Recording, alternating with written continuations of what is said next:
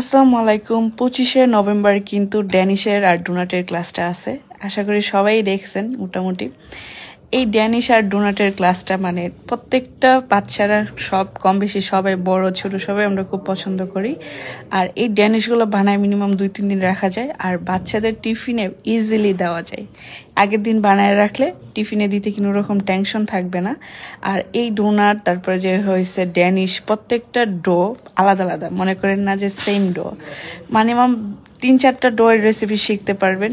আর এদিকে দেখেন আমি আর আন্টি মানে ডোনাট হওয়ার সাথে সাথে কত মজা করে খাচ্ছি। ডোনাটগুলো আসলে অনেক মজা, মুখে দেওয়ার সাথে সাথে পুরো মেল্ট হয়ে যায়। তো যারা যারা সিটটা বুক করেন নাই ঝটপট সিটটা বুক করে ফেলেন। আর আমাদের তো একটা ভিজিটিং কার্ড আছে, সেই কার্ডটাও এসে আপনারা নিয়ে যান। সেই কার্ডটা ইনশাল্লাহ নেক্সট কোনো ক্লাসে আপনারা ইউজ করতে পারবেন।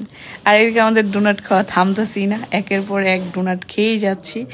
আর এগুলো ছিল অপেরা অর্ডারের, এমনি একটু ক্লিপ নিলাম আর কি, ছোট করে আর কি অপেরা স্লাইস। ওকে, সবাই ভালো থাকবেন, সুস্থ থাকবেন, আমাদের জন্য দরকার।